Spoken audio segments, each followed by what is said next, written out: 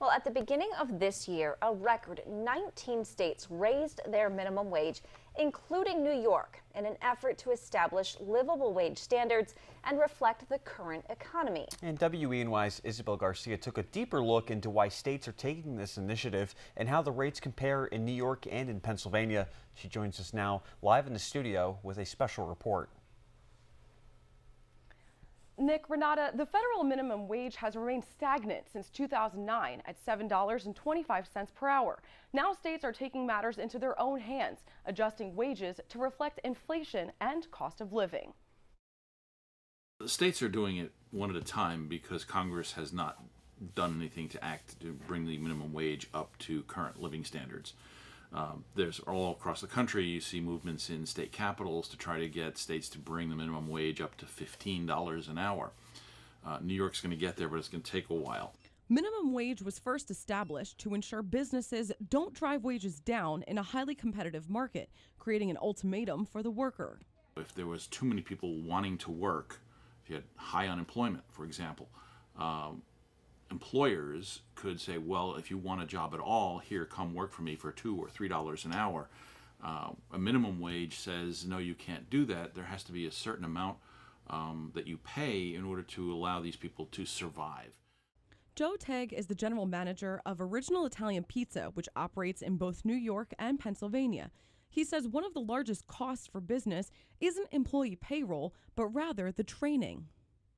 One of the highest expenses for businesses is employee turnover. I think it's on average $5,000 to $6,000 to train one new employee.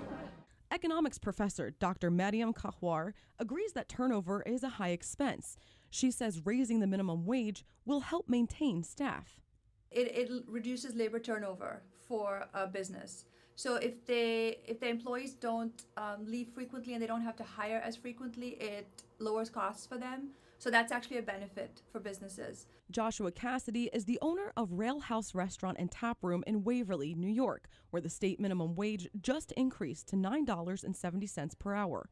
His restaurant is less than 1 mile away from the border of Pennsylvania, where the minimum wage remains at $7.25 per hour. As a business owner, he says minimum wage hikes have a trickle-down effect. And that's what happens when minimum wage goes up. Everyone has to increase their prices on everything. So it really, the immediate effect is on the business owner, but ultimately it's on the consumer. So, that might be particularly true in the restaurant industry.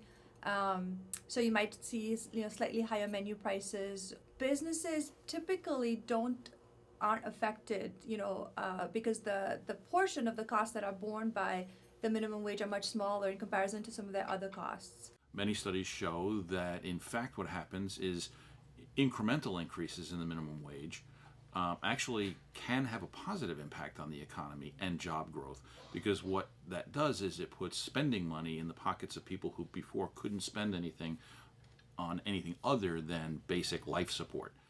Taking a look at our region in the southern tier of New York compared to the northern tier of Pennsylvania, the cost of living is essentially the same. However, a higher minimum wage rate doesn't always mean a stronger dollar, as there are other expenses to consider. So the minimum wage in New York, you would think, would go further, but there are also differences in terms of taxes. So by the time you figure in, tax rates and all sorts of other things, you can't just go by the minimum wage to sort of determine, whether people are better off or not. There are a lot of other factors that would go into it as well.